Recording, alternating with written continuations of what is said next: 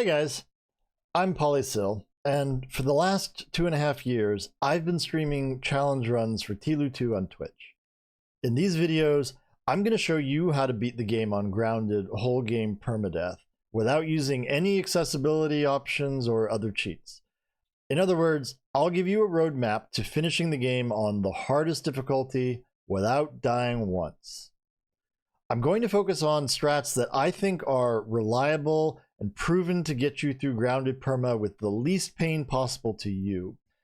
But you should think of these strats as a starting point for developing your own run. Not the best way to play the game, not the only way to do it. There are many different ways to complete grounded permadeath. Some are faster, some might be a lot more stylish or more interesting to watch than the ones that I'm going to show you.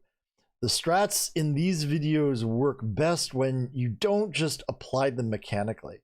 I also want you to understand the logic behind them. Why do they work? What can make them fail? You might want to modify something to better fit your own playstyle. And sometimes things can go wrong and you'll need to improvise. When you understand the game's mechanics fully, you'll be able to plan and practice your run effectively and waste a lot less time dying over and over. I'm not going to assume that you know anything about grounded, but I will assume that you've played through the game at least once, and if I tell you something from the late game that it's not a spoiler, that will matter to you. Dad? Dad? Dad! I hope that by the time you finish these videos, you'll understand how the game works at a deeper level, and then you can make that completion truly your own. Before we get to specifics, though, I do want to mention one thing about attitude. When you play this game on grounded for the first time, there's a really good chance you'll die a lot. Oh no! I mean, what?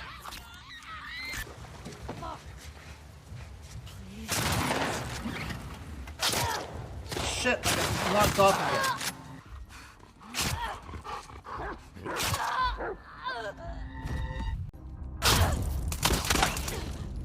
I got your friend. it. Bear, sorry, Bear.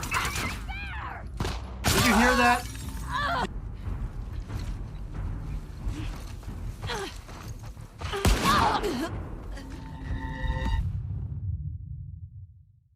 I died 315 times on my first grounded playthrough. Yeah, I counted. It's only natural to look at an experience like that and conclude, oh, grounded whole game permadeath, this is a pipe dream, unless you're a god tier gamer. But really, to complete this challenge, you don't need mad gaming skills. You don't need incredible reflexes. I've beaten grounded permadeath multiple times, and I'm very much an average gamer in terms of my dexterity, hand-eye coordination. What you need for this challenge is just knowledge and patience, and a willingness to practice. If you can learn consistent strats and are patient enough to practice them until you get them right, you'll find yourself playing through the game with fewer and fewer deaths. Those areas that you once thought were impossible, that you dreaded every time you came up to them, they'll start to become fun. Well, most of them. There's a few that are always going to suck.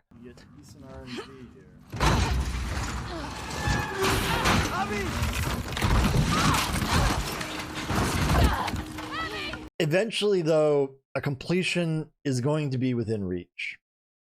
However, this is a really long game. Whole game permadeath requires you to stay focused through a lot of different encounters. The average in-game time for a first completion of grounded permadeath is somewhere around 10 to 12 hours. And if you make a mistake almost anywhere in the game, an apparently easy encounter can really quickly turn fatal. The game is also sometimes going to throw nonsense at you. It does have bugs. It can crash on you when you're in the middle of an encounter, and with permadeath on, that crash, it counts as a death. It'll send you all the way back to Jackson if you're on whole game. And look, I'm not going to lie. If you fall through the map when you're 8 hours in a run, or if you get one-shotted by some inhumanly fast enemy who just steps out from cover, apparently out of nowhere, and immediately wrecks you, those deaths do sting. We're falling through the world. Yeah. Games sometimes does this shit. Nothing I can do.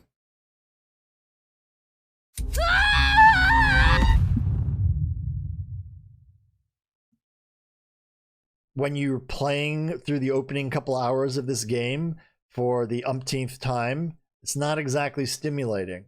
So if you're not the sort of person who can tolerate some repetition, if you are the kind of person who gets really upset when you die, this challenge might not be for you. But you can complete this challenge as long as you cultivate a positive mindset. How that's going to work for you really depends on you. One of the things, there's two big things that help me. One is streaming the game. I do find playing it with people, coming as an audience and watching me do it, talking with them while I do it, it really does make a difference. It helps motivate me to continue grinding when those people are there day after day. And the other thing that really helps, this is just a really good game, and I just really enjoy playing it. I don't get tired of it, no matter how many hours I put in it. The rules we're going to be following are the same ones necessary for an official grounded permadeath completion. Now, what do I mean by official? Well, in essence, this means using the settings that the community of people who play TLOU on Twitch generally accept as standard for grounded permadeath. So this means the following: new game, not new game plus, grounded, obviously, any permadeath setting, and then you do have to have certain settings turned off. In addition to the settings that grounded forces on you, there are also certain settings that the game allows you to choose if you want, but the rules that we're going to be following do not. Lock-on aim must be off. Don't confuse this with aim assist. That can be at the default setting. You must also have awareness indicators turned off.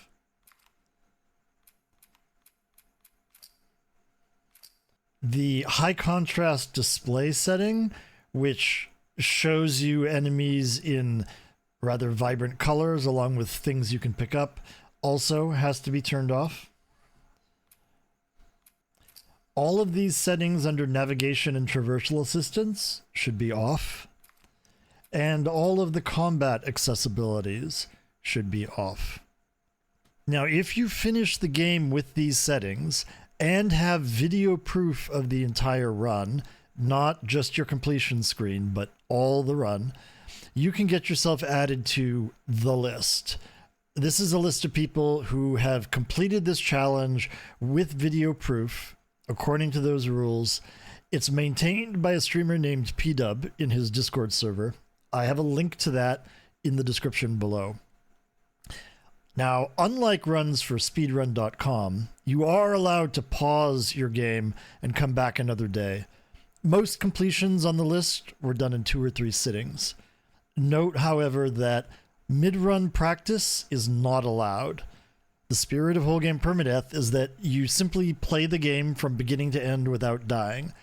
Pausing your permadeath run and switching to another save file that lets you practice the area you're about to go into, well, that violates the entire spirit of permadeath. If you're planning to record your completion for the list, here's how you should do it. The start of your video should show you beginning the game on new game grounded permadeath. So you want to start, so new game, grounded, permadeath. If you have any of the settings that I just mentioned were not allowed, if any of those are turned on, this message will appear. you have options that we recommend disabling. If you simply say yes to this option, you will automatically have all of those turned off. If that message does not appear, your settings are fine and you don't have to worry about it. So then start and you're good to go. When you are recording videos, your video should be uninterrupted for your entire gaming session. If you pause in the middle of that session to go to the bathroom or something, make sure you keep the video running. You cannot submit an edited file that chops out the boring bits or anything like that. If you pause your run for a long time, for example, to sleep, before you end your recording, go to the load game screen and show the time on your autosave file. You'll see that the skull and knife there shows you that we have permadeath set, and there'll be an in-game time in parentheses there. Just show that before you stop the recording. Then when you resume your game again the next day, you'll go back to the load game screen. You'll show this same save file just to demonstrate that you are picking up right where you left off. When you finish the game successfully, assuming you have 0 deaths on your permadeath completion, you should show all of your game settings to demonstrate that these forbidden settings are still off. So you would go show your controls, you would show the HUD, you would show the combat accessibilities, navigation and traversal, magnification and visual aids. So that those pages contain all of the settings that might be forbidden to you. So after you've shown that, you can submit the video to PDub, and congratulations, you can join us on the list. Grounded, the highest difficulty in the game, has a number of differences from lower difficulties. Some are obvious and others are less so. Grounded locks a number of gameplay settings, including the difficulty level itself. Once you start a game in Grounded, you can't lower the difficulty. You can learn a lot about how the difficulty settings affect the game by looking at the explanations here in the difficulty settings menus. First of all, enemies do more damage. You can't take nearly as many hits on Grounded as you can on lower difficulties. In particular, watch out for grabs from runners and stalkers. They take a lot of health off on Grounded. Your starting health, without any upgrades, is 100 points. One slap from a runner takes off about 10 points. A grab takes off about 60. In other words, you can survive one grab, but if you're at full health, but not two. Human enemies also shoot faster and more accurately, and they are far more aggressive. They love to flank you, especially when there's more than one. They'll try to come at you from two sides at once, and they will also just attack you straight on a lot more often. Clickers, bloaters, and the Rat King, the sort of more powerful infected enemies, also can run significantly faster. Your companions are also a lot less helpful, unfortunately. They basically have potato aim. In some situations, you can manipulate your companions to getting kills for you, or make it more likely that they'll land a shot. But in direct combat, you should generally plan all of your strats around the assumption that your companions will do nothing to help you. They might actually hurt you by getting in the way or pushing you out of cover, something like that. All of this means that Grounded encourages a much more cautious playstyle than you might have been accustomed to when you were playing this game on a lower difficulty level. On those levels, you can get away with rushing into a lot of encounters and just going ham on people. If you try that on Grounded, the game will punish you. It's not impossible to go loud, and sometimes that still turns out to be the best solution, but going loud without a clear plan, it will almost certainly get you killed really quickly. Now, you also have fewer resources, but this is something that you should actually worry about the least. Once you adjust to Grounded and learn some reliable strats, you'll find you really have plenty to get through the game. Another difference with Grounded is that the user interface is much more limited. One of the first things you'll notice is that the HUD, which shows your health and equipped weapon, along with status effects like being shot with an arrow or how many shots you have left on a silencer, that is gone. The missing health bar is probably the most important difference. You'll still see red spikes on the edges of the screen when you take damage, but you can't see your exact health. This means you'll need to remember when you've taken hits and what kind of hits you've taken. When you're very low health, the edges of the screen still turn red. Be aware, though, that that red border only appears when you're actually in an encounter. After the encounter is over, it will disappear, but you have not regained any health. And so if you don't heal, or if you don't get to one of those points in the game where you get a free heal, the red will reappear when you enter the next encounter. You can check if you're fully healed by trying to use a health kit, or by walking up to a snack and seeing if you can pick one up if you run across one. But that's really the only way to tell other than just counting hits. You also aren't shown what weapon is equipped or how many rounds you have in the chamber and in reserve. If you bring up the D-pad, the selector cross, you can see your total ammo for each weapon, but not how many are in the chamber. Another thing the game won't tell you on Grounded is when you can grab an enemy for a stealth kill or when to dodge for a melee attack. You'll need to develop a feel for when those are possible. On the other hand, your reticle and the arc throw paths, they work just the same as they do on lower difficulties, unless you choose to disable them yourself. That might sound crazy, but some people like an extra challenge. Another big difference between Grounded and the other difficulties is that you have no listen mode. This means it's harder to find hidden enemies. You will want to learn where the enemies start an encounter and how they move, and once you get a sense of those things, you'll start to be able to predict where enemies are going to be, even if you can't see them at the moment.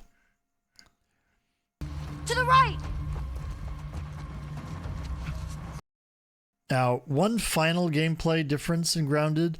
The changes to the game that we've been talking about mean that the upgrade path for both the weapons and your skills are slightly different. For example, because you don't have listen mode on Grounded, the listen mode upgrades are not available. Permadeath is a separate setting from the difficulty level. You can play Permadeath on very light if you want. Turning on the Permadeath setting is something you have to do at the start of a playthrough. It's not available from chapter select. When Permadeath is on, you cannot save the game manually.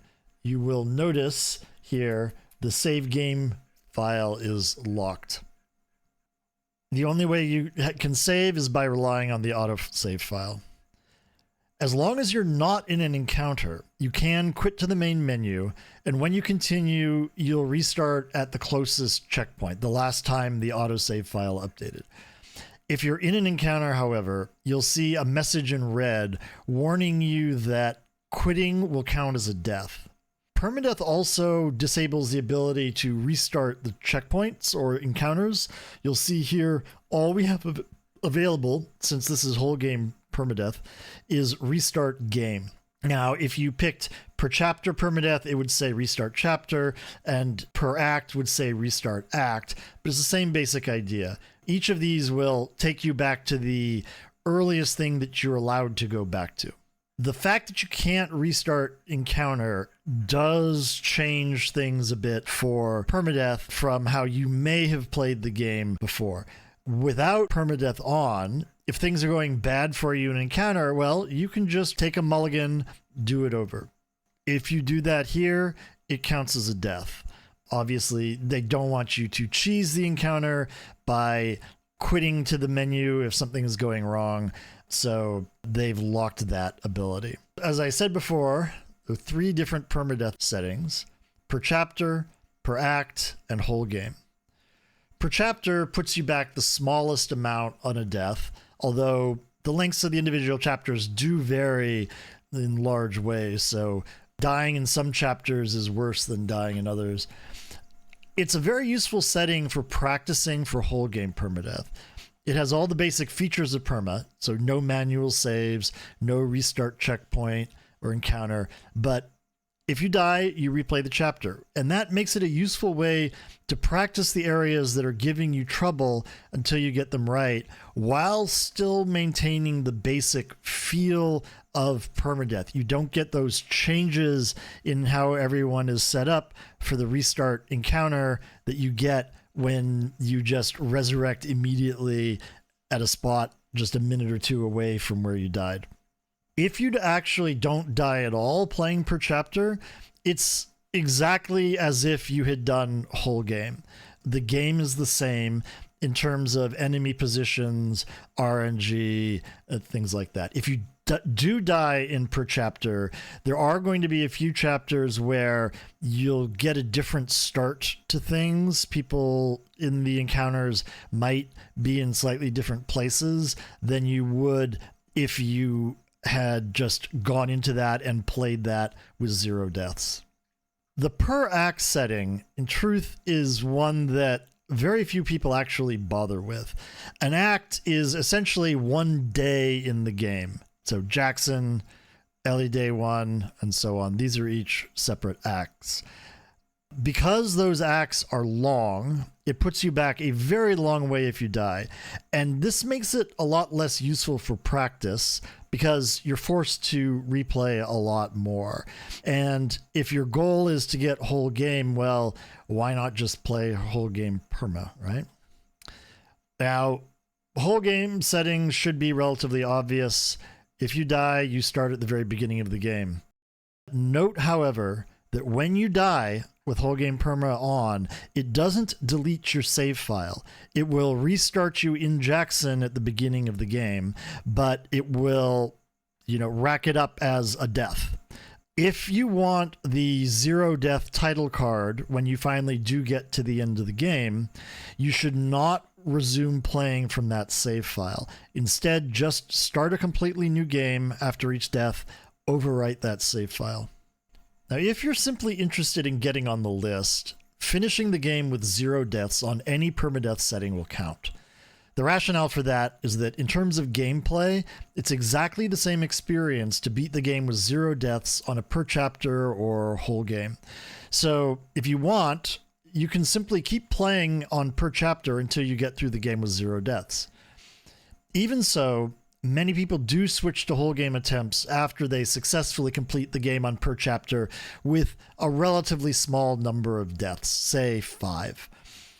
Now, personally, I'm currently only doing a whole game perma challenges, but I do want to make it clear, I'm not one of those self-declared purists who's going to look down their noses at anybody who plays on per chapter and insists that only whole game perma completions should count. I actually find the arguments for that position a bit stupid and condescending, frankly.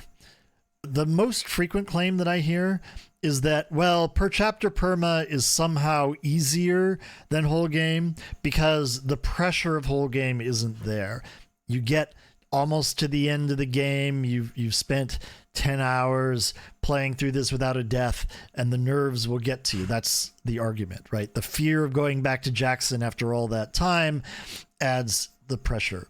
Well, maybe that's true, but what goes to prove that that actually makes it easier than per chapter? Because you could argue that if you're on per chapter, you might actually be more likely to take a dumb risk because you don't have that pressure, because the consequences of dying are not as big, and so you might be more inclined just to say, the heck with it, I'm gonna try doing this and die from it. Either way, these sorts of arguments about which one is harder, they depend on assumptions about the psychology of the player. And not only can the psychology cut in different ways for different people, but it's impossible to actually know what's in the mind of another person. And frankly, it really doesn't matter what your internal psychological state is.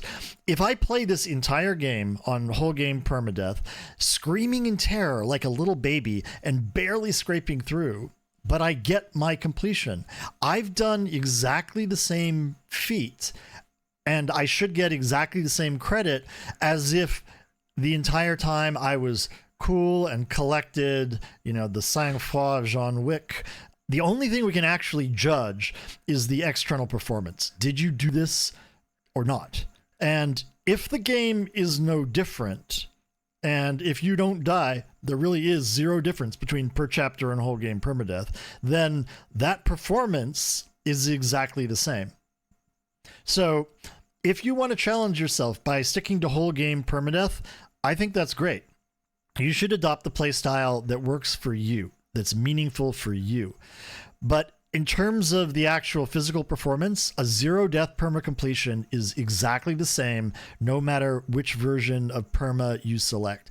Do not let some gatekeeping gamer bro make you feel bad because you're not living up to his silly artificial standards that make no sense. If you want my recommendation for a relatively efficient way to practice and then work on going through the game in a way that should get you your completion in the fastest way possible, here's what I recommend. First, start with a regular grounded playthrough. Don't do permadeath to start with. You just need to understand how grounded works. Next, do a per chapter grounded perma playthrough. And here, you're still probably going to be dying relatively often, but make note of the places where you die a lot. This will kind of come naturally because you'll be forced to replay the entire chapter every time you die. Once you finish that, then it's time to really buckle down and finalize your plans for the run. So by this point, you're probably starting to get a good idea of what kind of strategies you want for all of the major encounters. What you need to do at this point is make yourself a series of save files so that you can do proper practice on the hardest areas. This is what we call a save file run. It's another non-permadeath grounded run where you're going to play through the game like it's perma, except not too much. What you're trying to do is basically execute all your strats in the game that you've been working on. But if you die, that's okay. Just go back and play through until you get it right the way you want to get through it. And then make saves at the start of every encounter that you know you need to work on. The point of this kind of run is that you want to be able to practice these areas with exactly the resources and ammo and weapon and skill upgrades that you're going to have in the actual game as you go through it. It's not going to help you a lot if you are using a save file from some, let's say, moderate playthrough where you got tons of resources and everything is upgraded. If you're trying to practice a grounded area where not all of those things are going to be available to you. You only have 20 save file slots per profile. You will have to make some decisions about what places you want to save for. One thing you can do to save on save files is you can take advantage of starting from a chapter playthrough.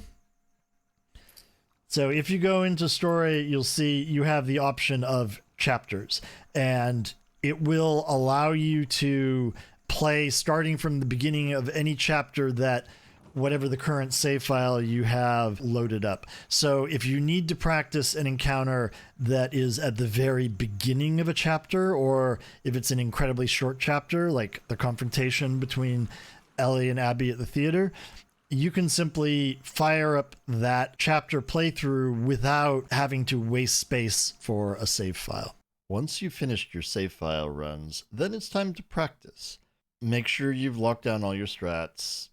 A big part of that practice ought to be, in my opinion, doing complete grounded per chapter runs. The goal here is simply to play through the entire game, trying as best you can to execute everything you've been practicing, expecting that it's likely that you're going to have a certain number of deaths.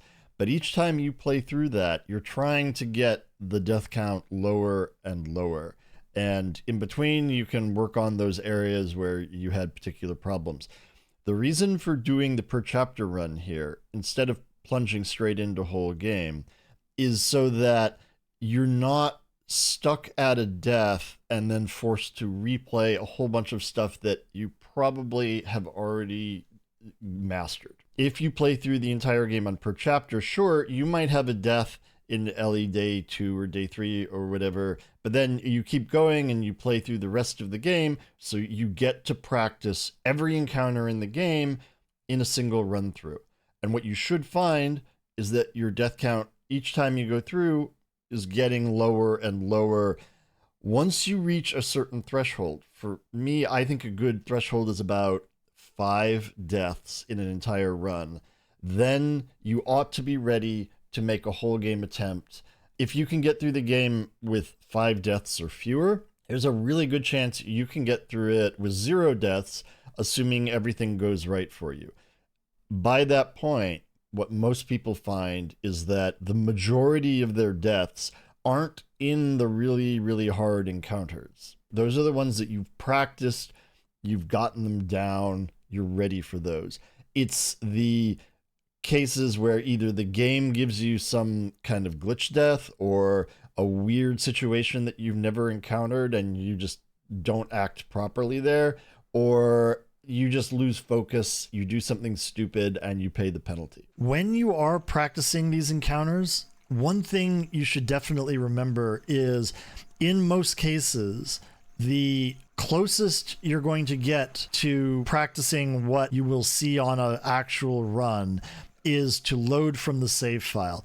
When you do a restart encounter, in many, but not all encounters, things appear slightly differently after the encounter. Everybody is sort of in a standard position. You might be a little further into the encounter than you are when you drop in normally, or the enemies can be in a different position. In a few cases, extra enemies will appear if you do a restart encounter. So in general, when you practice these things, just load from a save file. That will start you almost identically to what you will see on a run.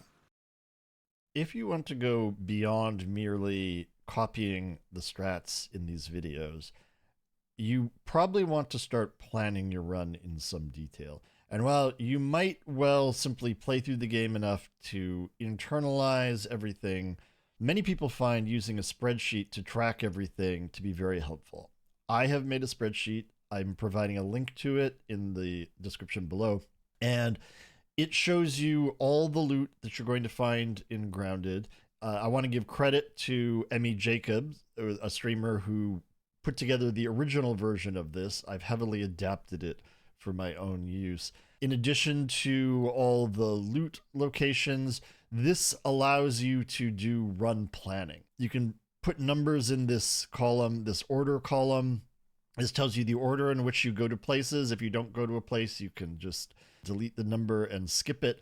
And then when you're doing a run, you can calculate exactly how many parts or pills or other resources that you're going to have at a particular point in the game. So at this point, I'm going to craft a melee upgrade. So I deduct 20 pills from that, and I keep a running count of everything I have. So that way, if I want to ask the question, am I going to have enough parts, let's say, to take this upgrade before I go into this encounter, I can check. And if I have more than enough parts, maybe I'm going to decide I'll make my run more efficient. I'll skip some places. I'll decide I don't actually have to loot everywhere. This can be a time saver in designing your run to be most efficient for what you want to do.